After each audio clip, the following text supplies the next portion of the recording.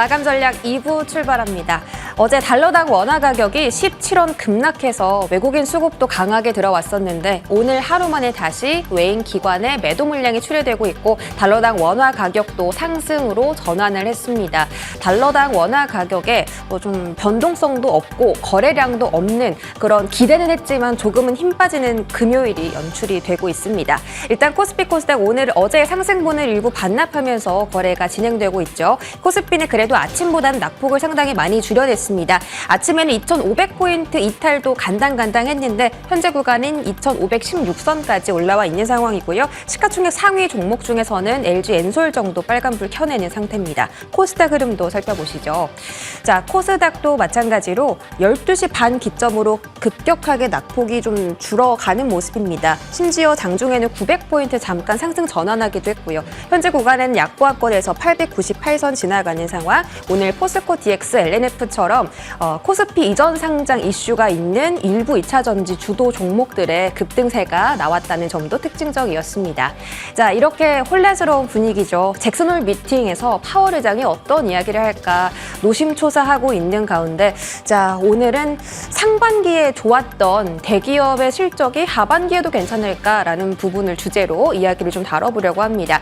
3분기 재계 시가총액 하반기에 변동성 있을까라는 이야기인데 일단 상반기에 시가총액을 많이 키워냈던 기업과 하락했던 기업을 좀 나눠봤습니다. 일단 시장의 관심이 상당히 높았던 쪽이 바로 포스코 그룹주입니다.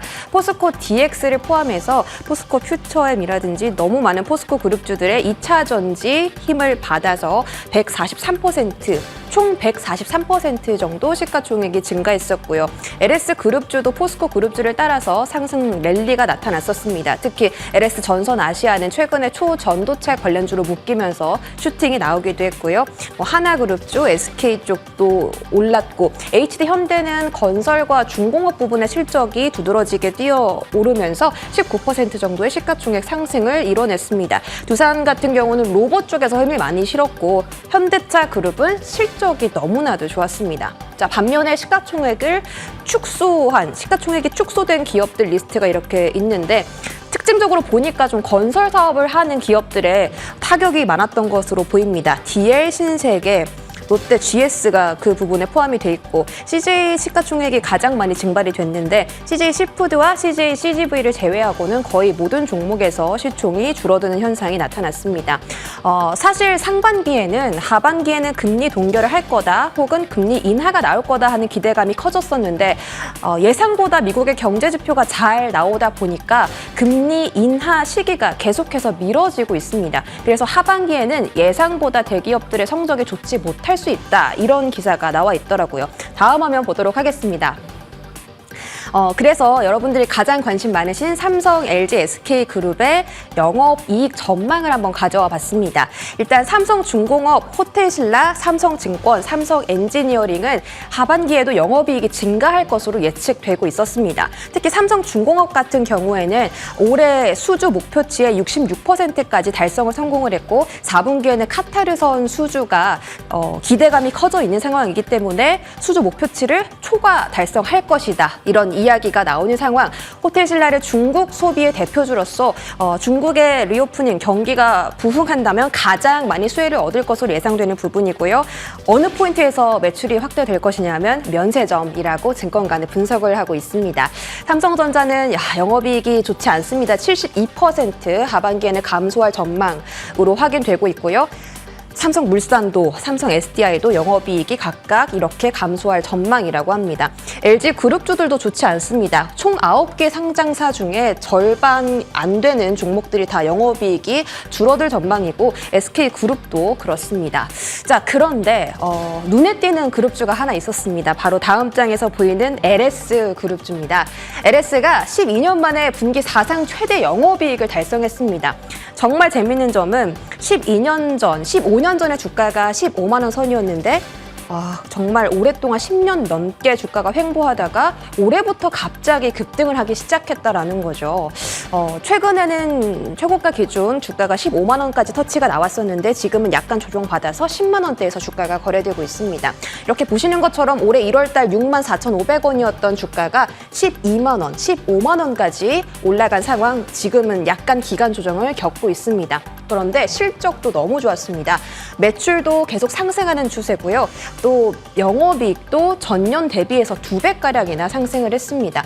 LS 관련해서 최근 3일 동안 나온 기사를 살펴보면 LS 일렉트릭이 어제 대만하고 수주계약, 철도공사 수주계약을 체결했다라는 소식도 있었고, 또 3일 전 기사입니다. LS와 LNF가 2차 전지 합작 법인을 설립했다라는 소식도 있었고요.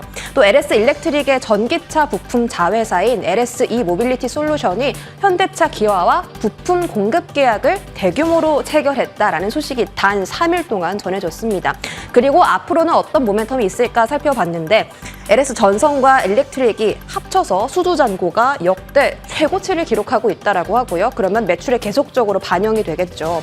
해저 케이블 사업도 너무 잘 되고 있습니다. 해저 케이블 수요가 올라가다 보니까 LS그룹이 발맞춰서 캐파를 증설하기 위해 노력을 하고 있었는데, 일단 해저 4동 준공을 완료했고 내년에는 해저 5동 준공을 목표로 하고 있다고 합니다. 또 해저 케이블에 대한 추가 발주 소식도 기대감이 커지고 있는 상황인데요. 이 부분은 LS 전선이 수혜를 가져갈 것이다라고 리포트에 적혀 있었습니다.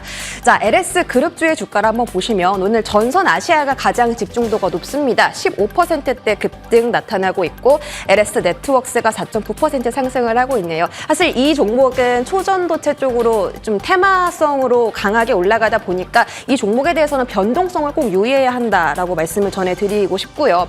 KT 서브 마린도 인수 후에 가파른 급등세를 보였었던 종목입니다. 오늘은 0.9%대 약세 흐름을 보이고 있는데요. 자, 이렇게 대기업 그룹주들의 변화를 좀 살펴봤는데 하반기에는 과연 어떤 그룹주가 성장을 할지, 과연 이 모멘텀을 탄탄하게 가져가는 LS를 계속 주목해 봐야 할지도 저희가 지속적으로 체크를 해드리도록 하겠습니다. 자, 다음 테마 볼게요.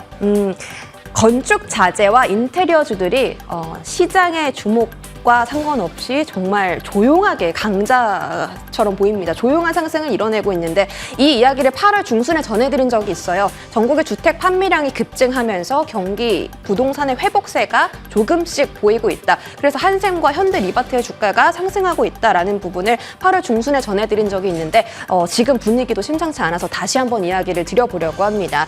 이 전국의 주택 매매량이 계속해서 증가하는 추세라고 합니다. 벌써 상반기에 2배가량 증가를 했고 서울뿐만 아니라 지방의 아파트 값도 1년 3개월 만에 상승 전환했다고 합니다. 그런데 이게 가격이 갑자기 올라가다 보니까 사람들이 주택을 막 사다가 너무 오르는 거 아니야? 하고 관망을 하기 시작해서 서울에서는 다시 아파트 매물이 조금 쌓이고 있다고 하는데, 그래서 아직까지는 지금 부동산 회복세가 완전한 상승 추세로 전환된 건 아니다라고 시장을 분석을 하고 있습니다. 그래서 그 부분은 리스크 변동성으로 좀 체크를 해봐야 할 것 같고요. 자, 다음 장 보도록 하겠습니다. 어쨌든 전문가들은 대부분 부동산이 계속 회복될 것이다. 하반기에도 내년도에도 상승이 이뤄질 것이다라고 점치고 있습니다. 자, 한샘 주봉 차트를 보시면요. 한 10년 동안 한샘도 정말 부진한 주가를 겪었습니다. 역배열권에 오랫동안 있다가 최근 들어서 바닥에서 올라오는 추세가 연출이 되고 있는데, 이게 단기적으로 봤을 때 2주 동안 약 주가가 30% 올랐습니다. 8월 중순쯤에 최고치를 찍었고요. 지금도 추세를 잘 유지를 받고 있습니다. 4분기 만에 흑자 전환에 성공했고 리하우스 부문, 리모델링하는 부문의 매출이 계속해서 뛰어가는 모습, 그리고 소비자들도 이쪽에 관심이 많은 것을 인터넷을 통해서도 확인을 했고요. LX 하우시스도 건축자재 부문의 매출액이 크게 올라갔고 영업이익도 전년 대비 700%나 폭증하면서 이 소식이 나왔을 때 주가가 굉장히 많이 올랐었습니다. 자, 다음 장 보도록 하겠습니다. 최근에 건자재 종목들을 전문가들이 많이 추천하는 걸 보고 건축 쪽에 무슨 일이 있나 하고 좀 찾아봤는데 벽산이 어제 주가가 급등했고 오늘 추가 시세가 나왔거든요. 그래서 벽산을 좀 알아봤습니다.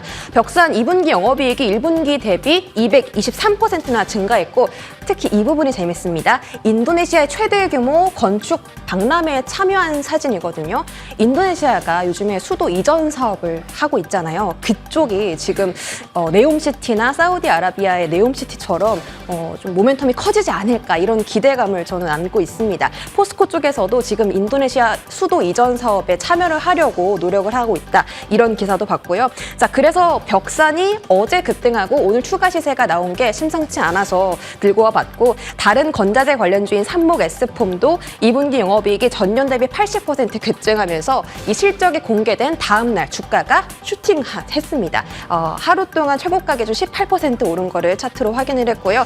자, 마지막으로 SY도 최근에 그 모듈러 관련주들도 이야기가 슬슬 나오고 있어서 SY도 한번 가져와 봤는데요. 2분기 영업이익 전년 동기 대비 67% 상승을 했고 어제 사우디아라비아 네옴시티 프로젝트 업체로 등록을 완료했다는 소식이 전해졌습니다.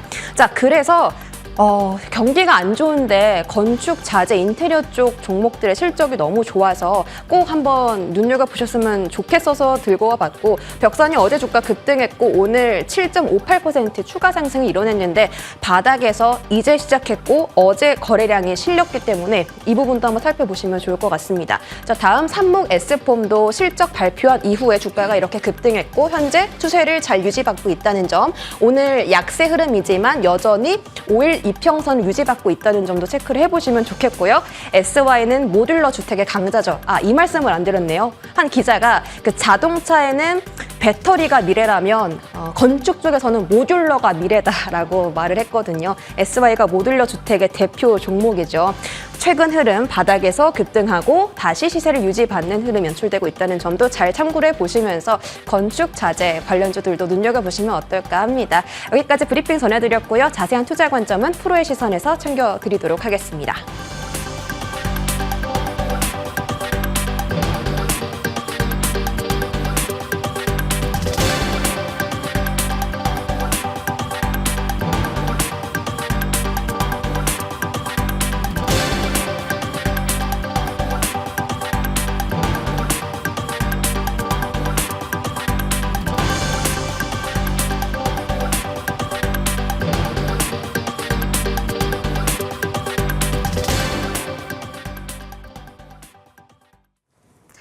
네, 금요일 마무리 앞두고 있습니다. 어제 강세가 연속성이 없다는 부분은 참 아쉽기는 한데요. 그래도 시가가 저점이 되면서 지수의 낙폭이 깊진 않은 이런 금요일 마무리고요. 주간으로 봤을 때 코스피는 0.4%, 코스닥은 2%의 상승 마감을 4주 만에 5주 만에 보여줄 것으로 보입니다. 그런 마무리, 다음 주엔 어떤 힌트가 될 수 있을지 프로와 함께 이야기 들어보겠습니다. 우원명 한국의결권대행 부대표 모셨습니다. 어서 오세요, 부대표님. 네, 안녕하십니까. 자, 한 주에 대한 성과도 궁금하고 질문이 많은데요. 먼저 시장 향방에 대한 질문을 드려봐야 될 것 같아요. 이번 주가 이벤트 주간이었지 않습니까? 어제 소화한 엔비디아의 실적은 좀 약발이 약했다, 하루천하였다라는 이야기들 많이 하면서 반도체 종목들 일제히 좀 반락됐고 어제 이미 우리가 엔비디아보다 이 음봉으로 전환된 반도체 종목들이 많아서 우리가 먼저 우선했다라는 생각들도 듭니다. 그런 가운데 잭슨홀 미팅에 대한 경계감, 오후장에 어느 정도나 반영됐다고 보시는지, 간밤 뉴욕장에서 금리가 많이 올랐었잖아요. 이렇게 약세로 마감되는 것 어떻게 해석해야 될까요? 일단 경계감이 큰 걸로 판단이 되죠. 당연히 이제 어제 같은 경우는 사실 그 전날 이제 엔비디아 실적이 워낙 호실적이 나오면서 좀 반영을 좀 했잖아요. 특히 이제 SK 하이닉스가 장중에 뭐 60%까지 상당히 초강세를 보이고 뭐 마감도 강세를 보였는데, 그러니까 이 부분 관련해서는 오늘 같은 경우 하이닉스 같은 경우는 지금 3% 정도, 3% 중반, 그다음에 삼성전자 같은 경우는 어제 오른 만큼 정도의 하락폭을 좀 보여주고 있는데요. 저는 개인적으로 이제 엔비디아 그 호실적 관련해서는 사실은 잘 아시는 것처럼 엔비디아 그 호실적 나온 부분이 반도체 업황의 개선 이렇게 해석하는 분은 없잖아요. 그쵸. 일정 부분 아주 특정한 아이템 쪽에서, 고사양 반도체 쪽에서 워낙 가파르게 인공지능과 연관된 그 수요가 늘어났기 때문에 전체적인 평균을 조금 올리는 효과는 있었지만 어쨌든 간에 관련해서 우리나라 기업들로 본다면 실질적으로 이제 특히 이제 SK 하이닉스 같은 경우는 잘 아시는 거는 연초부터 HBM 쪽에 상당히 그 드라이브를 걸면서 상당히 공격적으로 이제 진행된 부분이 있거든요. 그러다 보니까 좀 강하게 반영이 됐고 반응을 했다고 판단이 되고 삼성전자는 조금 뒤에 이제 조금 뒤따라가는 그런 흐름이라고 판단이 되는데요. 어쨌든 엔비디아와 연관된 그런 어떤 실적 영향은 단기간에 그친 그런 측면이 있다라고 판단이 되고요. 또 한 가지는 사실은 뭐 오늘 같은 경우는 어제도 미국 시장도 마찬가지지만 국내 기업들 같은 경우는 이제 잭슨홀 미팅 결과를 보고 나서 대응을 하겠다라는 그런 어떤 대응 심리 내지는 관망 심리가 오늘 뭐 지배하는 시장이다라고 판단이 됩니다. 그래서 전체적으로 어제 오른 폭에 비하면 그래도 뭐 조금 다행스러운 부분들은 어쨌든 간에 장 초반에 뭐 30포인트 이상 밀렸던 코스피, 뭐 10포인트 가량 밀렸던 코스닥이 그 하락폭보다는 나름대로 좀 낙폭을 좀 줄이는 그런 이제 흐름들로 나타내고 있거든요. 그래서 그러니까 이런 부분들 같은 경우는 최근에 시장 흐름들 보시면 일정 부분 좀 빠졌기 때문에 여기서 추가적으로 조금 더 빠지게 되면 여지없이 그 저가 매수가 들어옵니다. 그래서 낙폭을 상당히 줄이는 그런 패턴으로 진행이 되고 있기 때문에 오늘 시장도 일단 전체적으로는 조금 밀려 있긴 하지만 낙폭을 좀 상당히 줄이려고 애를 쓰는 그런 흐름들이 계속 진행이 되고 있다고 판단이 되고요. 이 부분 같은 경우는 전체적인 시장의 어떤 그 흐름이 앞서 말씀드린 대로 이제 잭슨홀 미팅과 연관된 분들의 불안 심리가 물론 당연히 있지만 또 한편으로는 그로 인해서 또 주가가 좀 많이 빠질 경우에는 사겠다라는 어떤 기대 심리가 어떻게 보면 조금 더 크게 반영되는 시장이다. 물론 조금 빠져 있긴 하지만 저는 이렇게 해석을 해보겠습니다.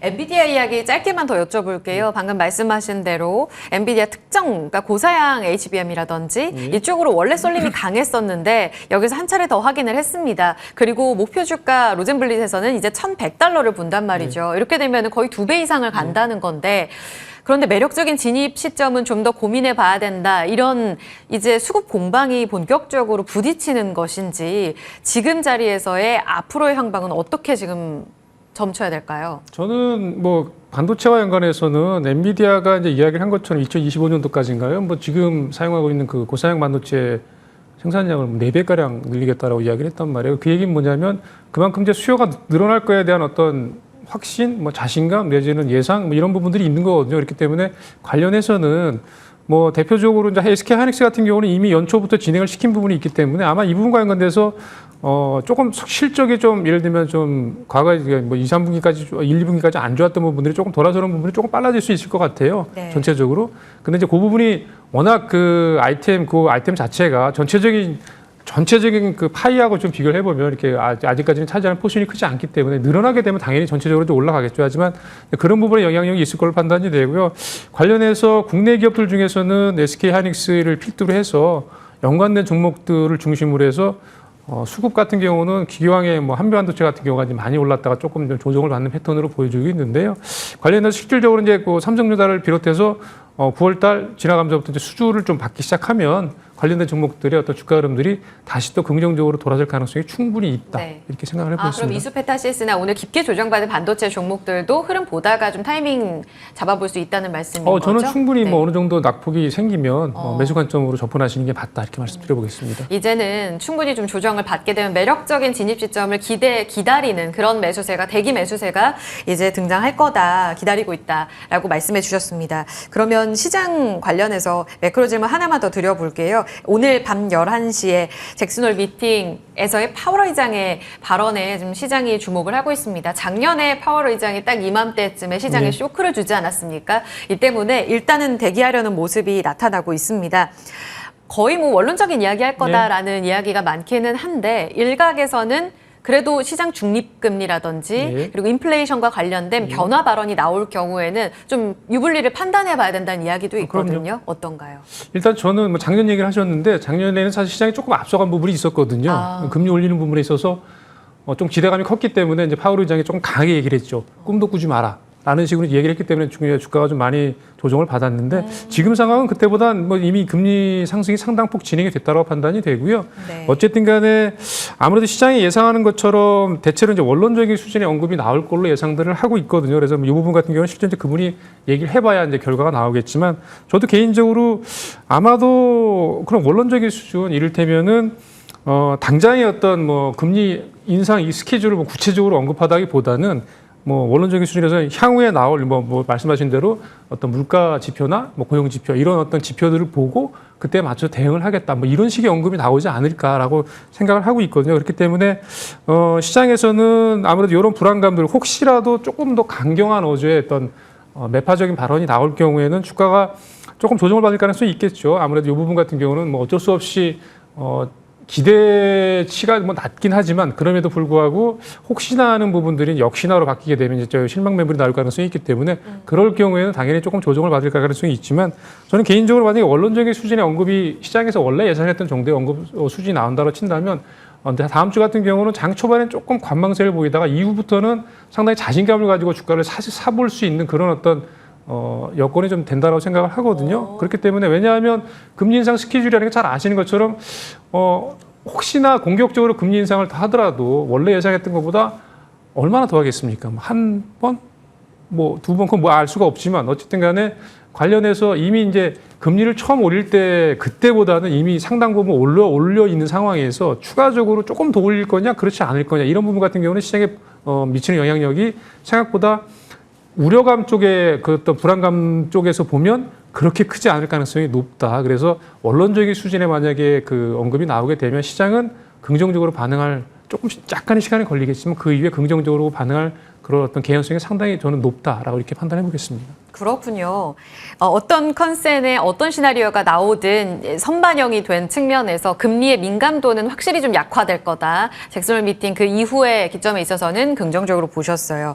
자, 그러면 특징주로 가서 움직임 좀 보도록 하겠습니다. 섹터 안에서는 AI 관련주와 네이버가 이번 주에 역시 이벤트를 좀 소화하는 모습이었는데요. 어제 4시 하이퍼클로바 X 공개되면서 이제 개인분들 써보시고 이런 평가들이 나오면서 시도 쓰고 대화도 하고 그런다는데 글쎄에 대한 평가일까요? 오늘 7% 넘게 빠지면서 5일선, 20일선 다 내줬습니다. 어제 강했던 AI 대표 종목에서는 폴라리스 오피스가 주요 이평선은 지켰지만 또 급락이 나오지 않았습니까? 이런 흐름을 실망감으로 해석해야 하는지 아직은 판단이 좀 섣부른지 궁금해요. 저는 일단 어제 움직인 거에 대한 반작용이라고 판단이 되고요. 다만 이 부분 같은 경우가 뭐 당장 어제 나왔는데 오늘 보고 뭐 좋다 나쁘다 판단하는 것 자체가 사실은 조금 이르다라고 판단이 됩니다. 그래서 잘 아시는 것처럼 이제 하이퍼클로바 X 이제 베타 서비스거든요. 사실은 물론 이제 써보실 수도 있지만 베타 서비스라는 게 잘 아시는 것처럼 이제 특정인 뭐 이게 써볼 수 있는 사람이 좀 써보고 이게 상용화는 아직 아니란 말이에요. 그러니까 아무래도 이런 부분에 대한 평가가 좀 제대로 나오려면 뭐 제대로까지는 아니지만 어느 정도 단초를 좀 우리가 얻을 수 있으려면 베타 서비스 기간을 좀 지나야 될 거예요. 이제 그 이후에 평가를 해보는 게 맞다라고 판단이 되고요. 오늘 좀 빠지는 부분은 어제 이제 미국 시장에서 기술주들도 어쨌든 간에 그 잭슨홀 미팅에 대한 어떤 약간의 부담감을 느끼면서 빠진 부분이 있기 때문에 그 영향도 개인적으로 있는 걸로 판단이 되고요. 다만 이제 AI와 연관돼서 저는 사실은 네이버와 연관된 부분들이 실질적으로 이제 하이퍼클로바 X와 연관된 부분들은 나중에 또 이야기할 기회가 있을 거라고 생각이 되지만 저는 비교적 긍정적으로 보는 시각이거든요. 왜냐하면 예를 들면 뭐 GPT 같은 경우와는 조금 성격이 다른 것 같아요. 이제 우리나라에서 국내용이긴 하지만 어쨌든 그와 관련해서 좀 다르게 기능할 가능성이 상당히 높다. 그래서 실질적으로 제일 중요한 거는 지금은 이제 AI가 나왔다, 뭐 지금 막 시작됐다 이런 거 가지고 이제 움직이게 되지만 가장 중요한 포인트는 그럼 AI가 나왔는데 그걸 가지고 돈을 어떻게 벌 거냐, 어떻게 연결시켜서 그게 사실 제일 중요하거든요. 이제 그러니까 그 부분과 연관돼서는 아직 이제 막 나왔기 때문에 챗 GPT도 마찬가지고 네이버와 그 하이퍼클로바 X도 마찬가지예요. 그래서 그와 연관돼서 어떤 식의 어떤 로직을 가지고 돈을 벌 수 있는 구조로 연결을 시켜가지고 가져갈 거냐라는 이제 그런 부분의 어떤 문제가 가장 사실 제일 심각하고 제일 중요한 문제거든요. 이제 그와 연관된 부분은 아직 전혀 알 수가 없는 부분이기 때문에 다만 제가 그냥 아는 상식으로는 인공지능과 연관지어서 상당한 부분 국내 기업들 같은 네이버 같은 경우는 상당히 여러 가지 그 장점을 기왕에 쌓여 있는 그 데이터베이스들이 좋기 때문에 오히려 그 해외 쪽보다도 그래서 그와 연관돼서 이용해서 부가가치를 창출할 수 있는 부분이 저는 개인적으로 상당히 많을 걸로 생각을 합니다. 이제 이 부분 같은 경우는 이제 점차 현실화가 되겠죠. 그 부분을 이렇게 연결을 시켜보겠고요. 다만 이제 당장에 사실은 그 네이버의 그 인공지능과 연관된 부분들을 보실 거면 인공지능과 연관된 부분은 조금 시간이 걸린다고 말씀드렸는데 가장 직접적인 건 이제 클라우딩 쪽이 사실은 더 수혜를 받을 가능성이 높아요. 그래서 이제 방금 이제 폴라리스 오피스를 말씀하셨는데 어제 뭐 장중에 장 끝무렵에 상한가까지 갔거든요. 네이버는 한 6, 7% 올랐는데 폴라리스 오피스 같은 경우는 상한가까지 가는 그런 강세를 보였습니다. 그 얘기는 뭐냐면 실질적으로 이제 AI 시장이 성장하면 할수록 곁들여서 실질적으로 클라우딩 서비스가 상당히 늘어날 가능성이 높다라고 판단입니다. 그 이유는 왜냐하면 사실은 AI를 개발할 수 있는 회사가 전 세계에서 몇 개나 될 것 같습니까? 정말 몇 개 안 되거든요. 근데 AI를 통해서 드러내는 여러 가지 데이터베이스를 이용해가지고 그걸 사용하는 기업들은 어마어마하게 많을 거예요. 네. 근데 그걸 다 그 회사들이 AI를 다 만들 수가 없단 말이에요. 그렇다 보면 결국에는 클라우딩 서비스를 통해 가지고 비슷한 어떤 형태의 그런 것들을 이용할 수밖에 없거든요. 그렇기 때문에 클라우딩 시장이 늘어날 수밖에 없다. 그런 맥락에서 오히려 저는 뭐 AI와 관련된 종목들도 좋지만 그와 연관해서 이제 클라우딩과 연관된 종목들을 좀 더 적극적으로 보시는 게 맞겠다 이렇게 말씀드리겠습니다. 그러면은 그 클라우드 관련해서는 국내에서는 네이버 쪽을 보자는 게 아니라 삼성 SDS라든지 그쪽을 보시는 거예요? 뭐 대형주보다는 사실은 이제 당장에 연결되는 건 네이버하고 직접적인 협업 관계에 있는 거는 이제 폴라리스 옵스거든요. 예, 그렇기 때문에 뭐 그런 부분들을 같이 조금 이제 연결되어 있는 기업들이 중소기업들이 있기 때문에 네. 그런 종목들을 조금 관심 있게 보시면 아마 주가 흐름들이 나쁘진 않을 거로 생각이 됩니다. 오, 알겠습니다. 이제는 좀 다른 방향으로 이벤트는 소화했고 다른 클라우드 관련해서 협업할 수 있는 경쟁력을 가진 쪽 보자 하셨어요. 그리고 섹터에서 오늘 오전부터 좀 좋았던 쪽, 시간이 가면 갈수록 신고가를 좀 다시 뚫는 종목들이 나오는 게 바로 중국 소비주입니다. 조용했다가 오늘 다시 가는데 이 일본의 후쿠시마 오염수 와 관련해서 중국인들의 이 반일 감정이 굉장히 좀 강하다고 하거든요. 여기서 우리 국내 화장품주가 또 반사수혜 받을 거다 이런 이야기들까지 나오면서 오늘 투심 좋던데요. 이거 어떻게 해석해야 될지 보니까 아이패밀리 SC, CNC 인터내셔널 상반기에 좋았던 쪽이 신고가 다시 쓰는데 어떤 시그널로 볼까요? 일단 뭐 워낙 실적이 좋았고요. 네. 그다음에 이제 말씀드린 대로 중국의 단체 관광객 허용 이런 부분들이 이제 긍정적인 부분들이 계속 진행이 되는 부분인데 사실은 제일 중요한 건 이런 거예요. 이를테면 지금 수급이 움직이는데 단발성으로 뭐 초전도체, 뭐 맥신 관련주 여러 가지 종목들이 이제 하루하루 움직이는데 그 이외에 예를 들면 그 이외에 그렇게 이제 급하게 움직이는 종목들 말고 그럼 내가 어디를 조금 안정적으로 사볼 수 있을까라고 생각을 해봤을 때 다른 섹터보다 뭐 2차 전지들 많이 올라서 좀 조정을 받고 있는 상황, 반도체들을 아직 잘 모르겠어. 그렇다고 한다면 가장 가시적인 그 거리에 들어와 있는 것들이 중국 소비주들이에요. 실질적으로 이제 눈에 들어오는 부분들이거든요. 그렇죠. 수치로도 우리가 이제 어느 정도 확인할 수 있고 그와 관련해서 사실은 지난 2월달 그리고 3월달에 이제 중국이 단체 관광객을 이미 허용한 나라들이 있거든요. 그 나라들 그 중국 단체 관광객이 늘어난 수치를 보면 예를 들어 이제 그 싱가포르를 예를 들어 보면 2월달에 3만 명이었던 게 최근 들어서 23만 명까지 늘어났거든요. 폭발적으로 늘었네요. 그러니까 아마도 우리나라도 이제 8월 초에 8월 중순, 8월 10일경에 이제 허용을 한다고 얘기를 했기 때문에 추가적으로 시간이 지나면 지날수록 계속 늘어날 가능성이 높아요. 그 다 대부분 다 그렇게 진행이 됐기 때문에 그런 맥락으로 본다면 중국 소비와 연관된 종목들이 당연히 그냥 가시적으로 실적들이 좋아질 거 많이 사람들이 들어오게 돼서 여러 가지 제품들을 사용하게 되고 어디 뭐 시설을 이용하게 되고 그럼으로 인해서 실질적으로 도와지는 부분들이 상당히 그 개연성이 높기 때문에 관련해서 이제 그런 오늘 같은 경우는 화장품 관련 종목들도 상당히 강세를 보이는 걸로 판단이 되고요. 종목들 업종에 따라서는 아마도 그전까지 실적이 좀 안 좋았지만 3, 4분기 특히 4분기로 갈수록 아마 실적 턴 어라운드 되는 기업들이 아마 다수 나올 가능성이 상당히 높습니다. 그래서 그렇다고 한다면 아니 실적이 좋아지는 기업들이 있는데 당연히 주식을 그쪽을 사야죠. 뭐 그런 쪽의 어떤 수급들이 들어오는 걸로 판단이 되고요. 오늘 이제 화장품 관련주들 대표적으로 많이 올라가는데 저는 개인적으로 카지노 관련된 종목들을 좀 보시자라고 말씀드리고 싶어요. 왜냐하면 그동안에 이제 화장품주들이 오른 거에 비하면 카지노 관련된 종목들의 상승폭이 비교적 좀 적었고요. 그리고 나서 이제 말씀드린 그런 식의 제가 말씀드린 뒤로 갈수록 늘어나는 그 중국 관광객들 들어오는 그 수가 조금 더 이렇게 늘어나는 포션이 커지게 되면 아무래도 카지노와 연관된 부분들의 어떤 실적 좋아지는 부분들이 뒤로 갈수록 더 포텐셜이 커질 가능성이 크기 때문에 그와 연관돼서 최근 들어서 조금 움직임이 있지만 어쨌든 간에 그 카지노와 연관된 종목들 예를 들면 롯데관광개발을 필두로 해서 롯데관광개발 같은 경우 특히 제주도에서 상당한 그 포텐셜을 2020년대에 그 건설한 것들이 있기 때문에 관련해서 롯데관광개발 그다음에 파라다이스 GKL 이런 종목들을 저는 좀 안정적으로 사보시고 그러니까 가져가시는 좀 전략이 좀 유효해 보인다 이렇게 말씀드려보겠습니다. 알겠습니다. 카지노주 픽까지 주셨네요. 오늘장 특징주 하나만 더 보겠습니다. 포스코 DX예요. 코스닥이 오늘 거래소보단 비교적 견고했고 거래대금 1위 종목 코스닥 안에서는 바로 포스코 DX였습니다. 최근 시세가 심상치가 않고요. 직고점까지 도달을 합니다. 오늘 11%의 급등 43,450원, 7월 말에 나왔던 45,400원, 그러니까 2차 전지 종목들의 강세 움직임의 고점을 홀로 뚫어내려는 시도를 하고 있습니다. 강하네요. 이전 상장 코스피로 가게 되면 값어치를 크게 받을 수 있을까? 이전에 포스코 퓨처엠이 2019년에 코스피로 이전 상장했을 때 지금 봤을 때는 한 7배나 올랐다. 이 이야기를 많이 하던데 과거처럼 그렇게 갈 수 있을지도 궁금해요. 어떻게 보시나요? 일단 뭐 사실 포스코 DX 같은 경우 많이 올랐잖아요. 물론 2차 전지와 연관된 부분들이 묶여서 좀 오르긴 했는데 네. 아무튼 그런 이제 말씀드린 앵커님 말씀하신 그 학습 효과 같은 것도 영향을 좀 주는 걸로 판단이 되고요. 지금 코스닥 시총 5위 정도예요. 6조 4천억 정도인데 포스코 DX가 이게 만약에 이제 거래소로 가게 되면 한 50위권 정도 유지를 하게 됩니다. 현대 글로비스 정도가 6조 4천억 정도인데 네. 그 정도 수준을 유지할 것 같거든요. 그렇다라고 한다면 어쨌든 코스피 시장을 이전하게 되면 대체적으로 이제 우량주라는 인식이 일단 상당히 강화가 될 가능성이 높고요.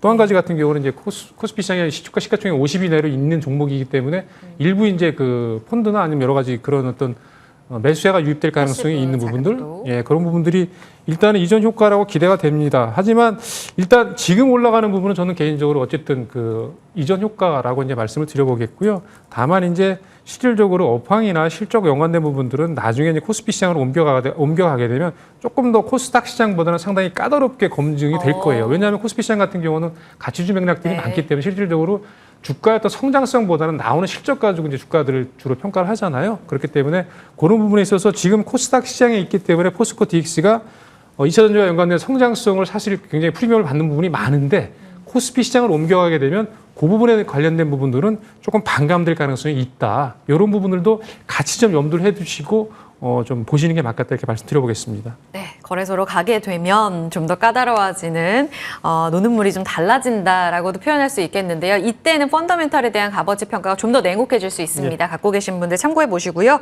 그러면 관심주 듣고 마무리하겠습니다. 오늘 장 좀 재미없었다라고도 표현 많이 하시던데요. 다음 주를 대비할 때 어떤 종목 봐야 될까요? 저는 조금 지금도 사실은 지금도 재미는 별로 없는 종목이긴 한데요. 네. 대명 에너지라는 종목을 좀 말씀드려볼게요. 대명 어떤 에너지는 포인트예요?